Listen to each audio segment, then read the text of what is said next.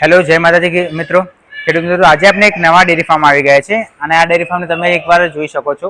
તો આ dairy ફાર્મનું management પણ ખૂબ જ સરસ રીતે થાય છે. કઈ રીતના એમને શરૂઆત કરી અને અત્યારે કયા મુકામ પર છે બધી જ આપણે માહિતી લેવાના છે. સૌથી પહેલા હું જાણવા માંગીશ, તમારું નામ શું છે? પટેલ કરશનભાઈ રામાભાઈ ચોર. બરાબર. તો આપણે એક વસ્તુ વાત કરી કે આ ડેરી ફાર્મ જે તમે શરૂઆત કરી છે કેટલો સમય થયો? એને લગભગ 2 વર્ષ થયું. 2 વર્ષ જેવું થયું. બરોબર. હવે બીજી એક વસ્તુ કે અહીંયા તમે ભેંસોથી લઈને જોઈ શકો છો ફોગર સિસ્ટમ બધી જ વસ્તુ અહીંયા ચાલુ હોય છે. બરોબર. તો મતલબ આપણે શરૂઆત કરી કે જ્યાં શરૂઆત મતલબ કેટલી પેઢીથી શરૂઆત થઈ? અમારી આ પેઢીથી શરૂઆત કરી. તમે જાતે જ કરી? બરાબર. અને ગાય ને ભેંસ બંનેમાં તબેલા બધા રાખતા હોય. બરોબર. તમે ભેંસોમાં અત્યારે હું વધારે જોઉં, ભેંસોમાં કેમ? ભેંસોમાં અમને રસ વધારે છે. બરાબર. એનું દૂધ અમને સારું મળે. દૂધ સારું મળે. ખૂબ સરસ. કેટલી ભેંસો ટોટલ અમારી જોડે હાલ છે? 32 ભેંસો. 32 ભેંસો. બરાબર. અને 32 ભેંસોને સારા સંભાળ રાખવા માટે અહીંયા કેટલા માણસો તમે રાખો? અમારી જોડે 7 માણસો. 7 માણસો રાખે. બરાબર. અને બીજી એક વસ્તુ એ પૂછું કે કઈ નસલની ભેંસો તમારી જોડે વધારે? અમારી જોડે કચ્છ છે, મહેસાણી છે. બરાબર. બરાબર.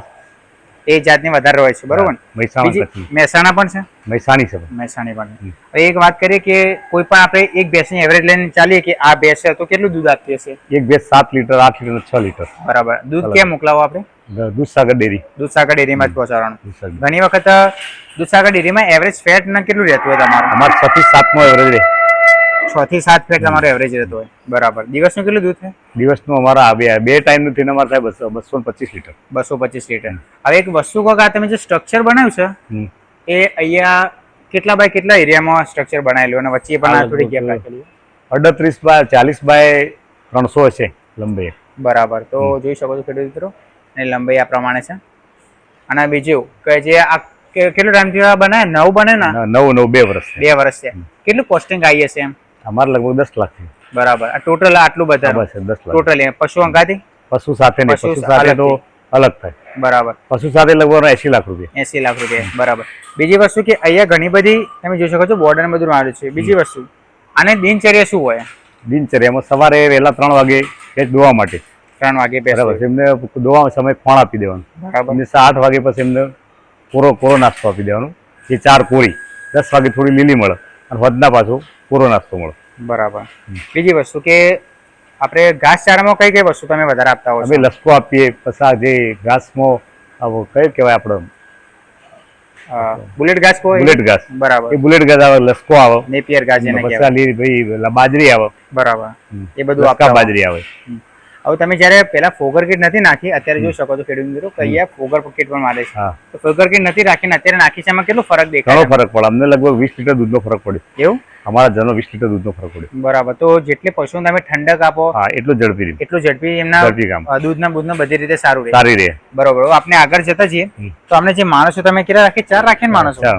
અમારી જોડે માણસો 7 છે. 7 છે ટોટલ? 7 માણસો. બરાબર. તો અમે કઈ રીતના પાણીની સિસ્ટમ બધું ઓટોમેટિક? System automatic. બરાબર. અને અહીંયા જે આપણે કહીએ કે જે પણ મૂત્ર બધું છે એક જ આગળ જે કુંડી બનાવેલી એમાં થાય છે. બરાબર. એમાં થાય. કુંડીને મશીન દ્વારા સીધું ખેતરમાં જાય. ખેતરમાં કેટલી રીતે જમીન છે આપણે અત્યારે? અમે 14 વીઘા. બરાબર. 14 વીઘામાં બધું ઘાસ સારું થતું હોય? બધું ઘાસ સારું, ટોટલી ઘાસ સારું. બીજું કોઈ પણ અત્યારે પાક કોઈ પાક નહીં. બરાબર. ચાલો આમ જતા જઈએ આપણે વાત કરતા જઈએ. બરાબર. તો બીજી વસ્તુ જોઈ શકો છો કે અહીંયા થોડો ડ્રાય મેટર પણ છે, એટલે કે ઘાસ ચારો છે. બરોબર. સ્ટોક કરવું પડતો છે ને એક સારા સમય માટે? કેટલો સ્ટોક કરો અત્યારે? અમારે સ્ટોક લગભગ સમજો કાલ 4-5 ગાડી તો અમારે મોટી ગાડી 4 આવે.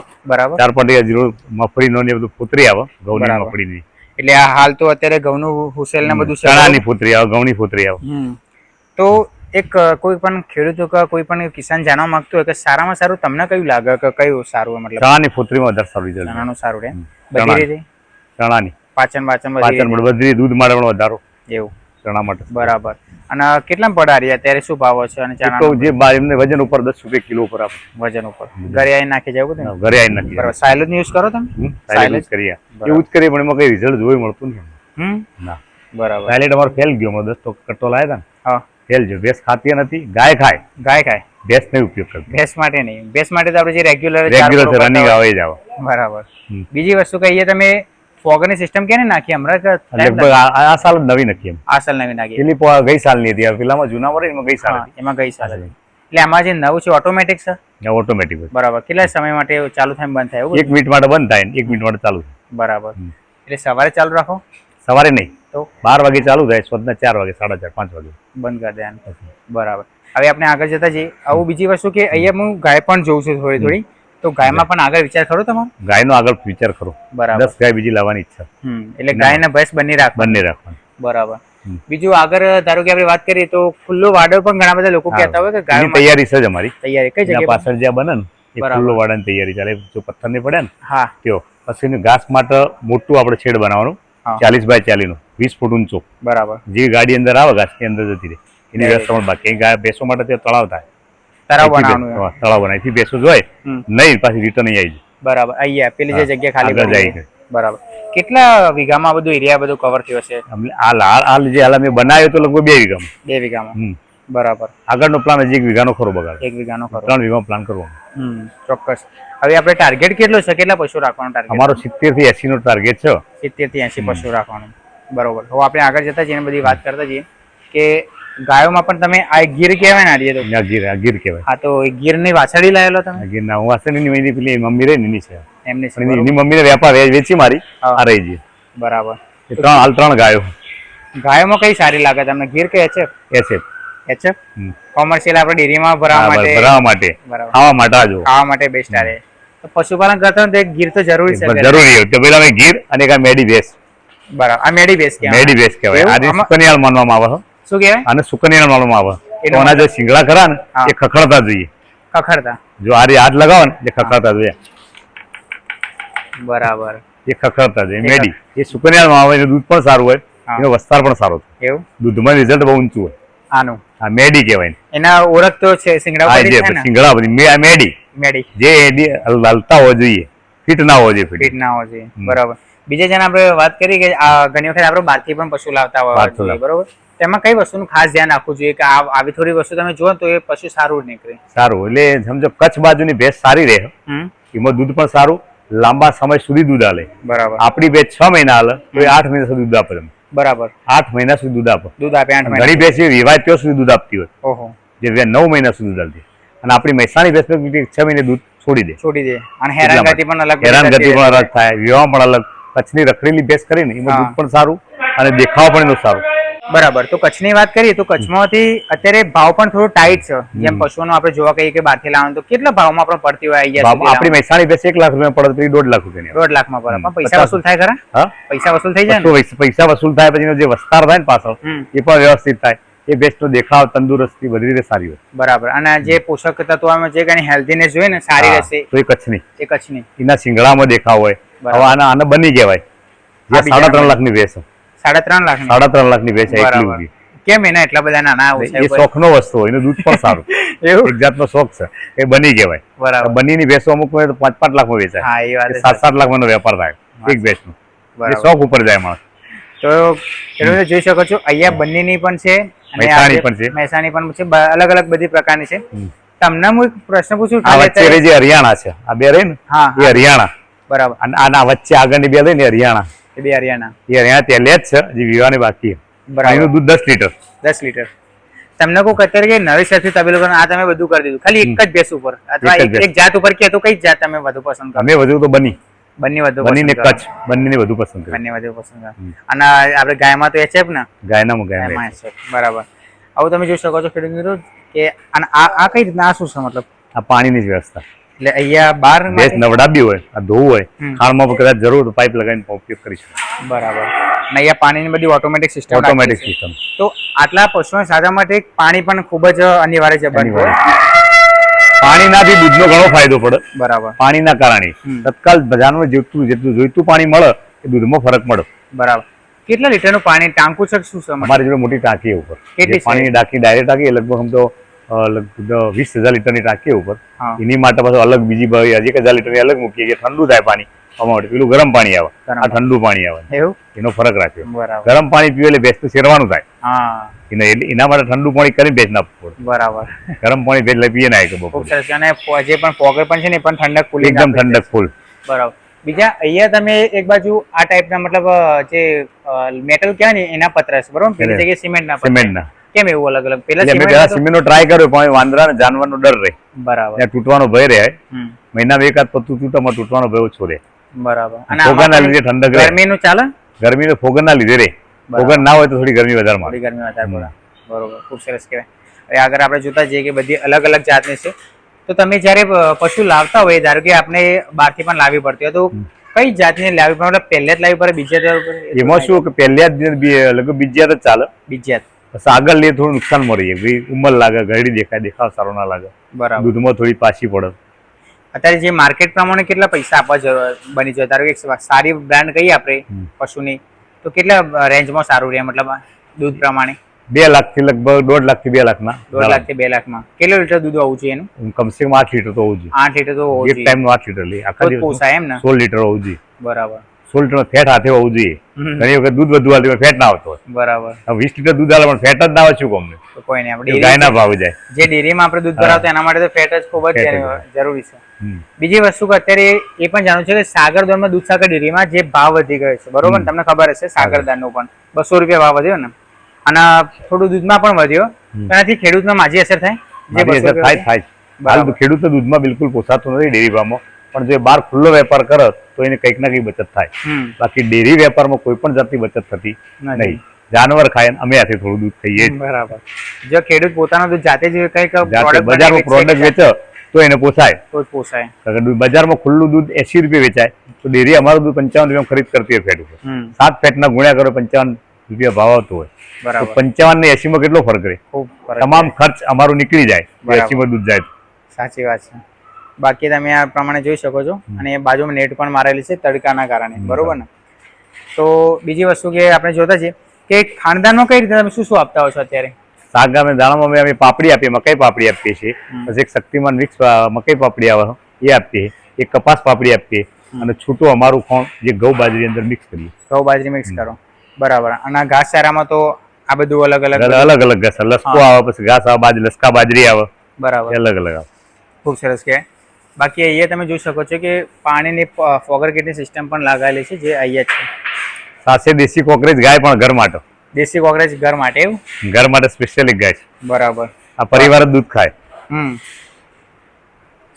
કાંકરેજ કહેવાય, બરોબર ને? કોકરેજ. ખૂબ સરસ કહેવાય.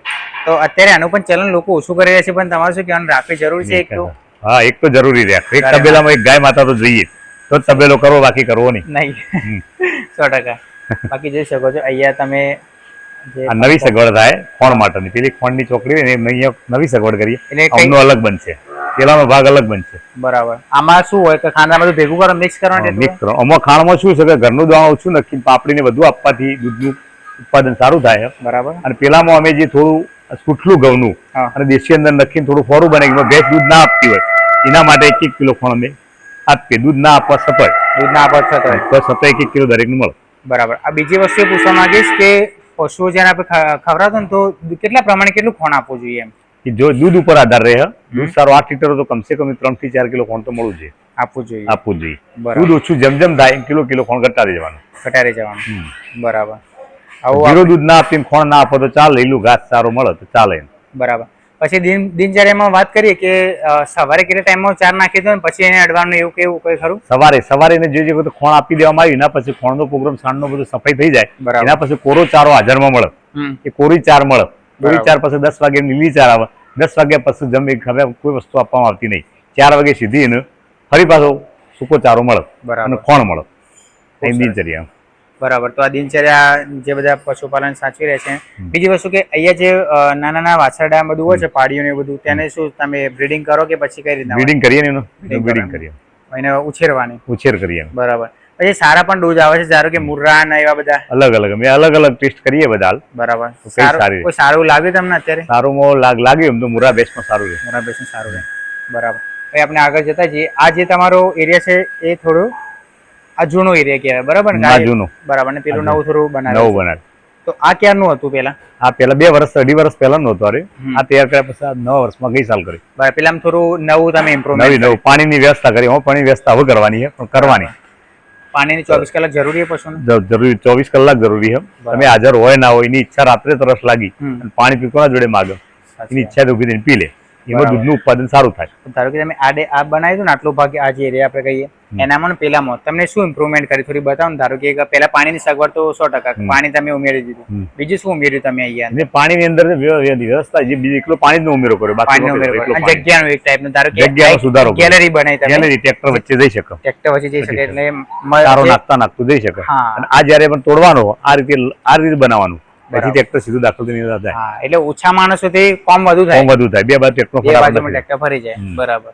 અને જે આપણે પંજાબના પણ ડેરી ફાર્મ બધા જોતા હોય ને, તો આ ટાઈપની સિસ્ટમ બનાવેલી હોય કે વચ્ચે ગેપ મૂકેલી હોય, જેના કારણે લોકો ઓછા માણસોથી કામ. અમે જેમ આગળ જતા જઈશું સુધારો કરતા જઈશું, જેમ નવી સુધારો કરતા, નવી બધી વસ્તુ જાણવા મળશે, મોડિફાઈ કરતા. આ પણ એક અલગ બેસ છે. આમાં શું છે, મતલબ કઈ કહેવાય? અરે આ છે તે લગભગ હરિયાણી છે. હા, આ ભૂરી હરિયાણી ભેંસ. બરાબર. દૂધમાં સારી છે. બરાબર. આને ભૂરી ભેંસ કહેવામાં આવે. ભૂરી ભેંસ. બરાબર. બીજી વાત જોઈ શકો છો, આ ભૂરીનો શોખીન હોય, અમુક વ્યક્તિને ભૂરી ના ગમતી, અમુક વ્યક્તિને ભૂરી ભેંસ ગમતી હોય. બરાબર. તો અહીંયા પણ અમને આ મોટા પણ ફેન મારેલા છે. તો ત્યાં તમે મેં જોયું કે બધા આપણે સીલિંગ ફેન કહેવાય ને, ઉપરના આવા જ મારેલા, આવા ટાઈપના નહીં મારેલા. કેમ એવું? એ ફરક એ લાગ્યો, પહેલા મેં લાયા પણ યોગ લાગ્યા નહીં. એવું? એનો અવાજ વધારે થાય રાત્રે, એનો ભયંકર અવાજ રાત્રે આવે, ભેંસને પણ ખલેલ પડે, ઊંઘવા વાળો બાજુ રહે એનો પણ ખલેલ પડે, અવાજ જબરદસ્ત. પેલો અવાજ નથી કરતો, દરેક ભેંસને હવા મળી રહે. હા, એ સાચી વાત.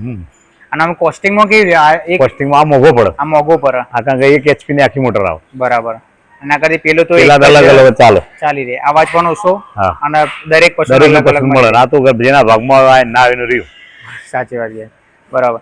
તો આને પાણી પણ અહીં તમે જોઈ શકો છો, એ પાણીની ટાંકી પણ મારેલી છે. બરોબર. હવે આ બધું ભાગનું જે મૂત્ર છે બધું એકત્રિત થાય છે છેલ્લે આ બધું ટોટલી દો જાય, નેકમાંથી ગટરમાંથી બહાર નીકળી જાય. હવે પશુપાલન જે લોકો પહેલા કરતા હતા એ વખતે બધી વસ્તુ અલગ હતી, ટેકનોલોજી બધું નવું આવી રહ્યું. બરોબર. તો આપણે પણ ખેડૂતને જે બદલાવવાની જરૂર છે, જેમ પ્રમાણે નવી નવી વસ્તુ આવીને અપનાવજો, જેમ ફોગર કીટક પછી કોઈ નવી વસ્તુ. બરોબર. તો બીજી વસ્તુ પૂછવા માંગીશ કે નવો ડેરી ફાર્મ ચાલુ કરવા માંગતું હોય તો તમે શું સલાહ આપશો એમને? ડેરી નવો ફાર્મ કરવા તો પહેલા તો ઘરનો વ્યક્તિ એક મજૂરી કરવાળો હોવો જોઈએ. બરાબર. 24 કલાક હાજરી હાલવાળો જોઈએ. બરાબર. જાતે થોડી મહેનત કરત તો એને કંઈક મળશે, બાકી બીજાના વિશ્વાસ ઉપર નુકસાન જ પડશે. થોડું જાતે તો તમારે જાતે થોડી મહેનત તો કરવી જ પડે. મહેનત કરવી પડશે. તમે કમ સે કમ હાજરી ફરજિયાત જોઈશે. હા હા, બરાબર. એમાં તમારું જાનવર ભૂખી ના રહે, સમયસર ભોજન મળી ના મળીનું ધ્યાન, પાણી મળી ના મળી એની તમારે જોવી જોઈએ. બરાબર. એ તમારી હાજરી જરૂરી. ખૂબ સરસ કે. બાકી આમ જોવા જઈએ ને તો ગાયના લોકો ડેરી ફાર્મ બનાવતા હોય ને તેમાં બીમારી બધું બહુ વધુ આવે. બીમારી વધુ આવે, ગાયો બીમારી વધારે. ભેંસોમાં એટલું ખરું કે કોઈ? ના, ભેંસોમાં એટલી બીમારી નહીં રહેતી, ગાય કેટલી ના રહે. બરાબર. મેજર કઈ પ્રોબ્લેમ આવતી હોય અહીંયા ભેંસોમાં? ધારો કે મેજરમાં પ્રોબ્લેમ કદાચ ડિલિવરી વખતે તકલીફ થતી હોય, તો અથવા ખાવામાં આવ્યું અથવા તો બીમાર પડે, અંદર કોઈ ખાવામાં લોખંડની વસ્તુ આવી હોય તો ભેંસ બીમાર પડે. બીજો કોઈ બાકી કોઈ તકલીફ બીજી નહીં. કોઈ તકલીફ નહીં. જેમ ગાયમાં ગરિયમ બરિયમ બધું. ના, એ બધું આમાં નહીં. બરાબર. ખૂબ સરસ કે. બાકી જોઈ શકો છો કે આ ટાઈપનું બધું મેનેજમેન્ટ છે. એ સ્ટોરેજ રૂમ તમે બનાવ્યો ખાનદાનના બધું માટે? સ્ટોરેજ માટે બનાવ્યો. આ રૂમ સ્પેશિયલ જ છે સ્ટોરેજ માટે. બરાબર. એમાં બધું ખાનદાનના બધું ખાનદાન પડી રહ્યું. બરાબર. કેટલું લાવો તમે એક મહિનાનું? ધારો કે આવું આપણે 1.5 લાખનું ખોણ થાય. 1.5 લાખનું ખોણ થાય. બરોબર. દૂધ કેટલાનું થતું હશે? દૂધ અમારું મહિને વાર્ષિક લગભગ મહિનાનું 3-3.5 લાખ થાય. બરાબર. આવું કોઈ પણ પશુપાલક હોય ને અત્યારે બહુ કોસ્ટિંગ તો વધી જ જઈએ, તો એક એવરેજ કાઢીએ આપણે પર્સન્ટેજ વાઇઝ, તો કેટલા આપણે મળતર કેટલું રહે, કોસ્ટ કેટલી થાય? કોસ્ટ તમે એમને લગાડી એક બેસે તમને લગભગ સમજી લો કે તમારું મહિને દૂધ 5,000 નું થતું હોય, કોસ્ટેક 1,500 રૂપિયા આસપાસ, 1,500 રૂપિયા મળે. બરાબર. મજૂરી કાઢતો. બાકી જોઈ શકો છો 20% નો આશરો રખાય, 20% તમને મહેનત મળે. બરાબર. જેટલા તમે અનુભવ થતા જાય ને એમ પછી તમે વધારો થઈ જાય, જેમ તમારો અનુભવ વધારો થઈ જાય. જેમ બનાસકાંઠામાં બધા અલગ અલગ સારે પહોંચી દી છે, કારણ કે એમના ડેરી પણ એટલો સપોર્ટ પણ આવે, સપોર્ટ આપે છે, ખૂબ સપોર્ટ આવે. બરોબર. સપોર્ટ આપે છે. એટલે આપણે થોડું ઓછું છે, અને અમને ખોરાક ઉપર ખબર પડે કે ભાઈ આ ખવડાવવાથી એમનો ફાયદો થાય, પછી અમને રિઝલ્ટ મળે. અને ત્યાં તો બનાસ ડેરીમાં તો ટીએમઆર ટોટલ મિક્સ રાશન કરીને સીધું પેકેટ જ આવે, ડાયરેક્ટ આપી દેવાનું. ને જે આપને ટાઈમ લાગશે પણ ઇમ્પ્રુવમેન્ટ થઈ જશે ધીરે ધીરે. જેમ તમે તરાવનું બનાવી કીધું, આ બધી વસ્તુઓ એટલે શીખી જ જવાનું. બરોબર. આ વિડીયો જોઈને ઘણા પણ પશુપાલકોને ખૂબ જ સારી એવી માહિતી મળે છે, એટલે આ વિડીયો જોઈને લોકો તમારાથી ખૂબ જ પ્રેરિત થવાના છે. બરોબર. બીજી વસ્તુ કે તમે જે પણ અહીંયા બધું નવી ઇમ્પ્રુવમેન્ટ લાવો તો આપણે 6 મહિના પછી કે 12 મહિના પછી ફરીથી એક તમારું શૂટ કરીશું, જેમાં લોકોને માહિતી આપશો કે કઈ રીતના મેં ઇમ્પ્રુવમેન્ટ કરી. બરોબર. બીજી વસ્તુ કે આ જોઈ શકો કે આને સાચવવા માટે કોઈક માવજત તો આપણે ખુદની તો જરૂરી હોય છે. બરોબર. અને જેમાં દૂધનું ઉત્પાદન માટે ઘણી વખત ઉનાળામાં ઘટી પણ જાય, તો એના માટે તો શું કરવું છે ખાસ? એના માટે ઠંડી હવાની વ્યવસ્થા કરવી. દિવસમાં 3 વાર પાણી છોટવું જોઈએ, ભેંસને નવડાવી જોઈએ, કમસે કમ દિવસમાં 2 વાર તો ખરી જ. 2 વાર રાત્રે જો તમારી જોડે આગળ પીવાના પાણી સગવડ નથી, રાત્રે 10 વાગે પણ એકવાર ભેંસનું પાણી બતાવવું જોઈએ ગરમીના કારણે, તો તમને દૂધમાં ઘટાડો નહીં મળે. જેટલી બને ઠંડકમાં રાખવાની કોશિશ કરવી. ખૂબ સરસ કહેવાય. તો બાકી જોઈ શકો ખેડૂત મિત્રો, આપણે દરેક માહિતી લઈ લીધી છે કે કઈ રીતના પશુપાલન થાય છે અને શું કરવાનું હોય છે. તો આ દરેક માહિતી તમને કેવી લાગી તમે કોમેન્ટ કરીને બતાવી શકો છો. બાકી એમને જો પણ જે માહિતી હોય તમે કોમેન્ટ લખજો, એમ આપવા તત્પર છે. વિડીયો સારો લાગે ફોલો કરવાનું ભૂલતા નહીં. જય હિન્દ, જય ભારત.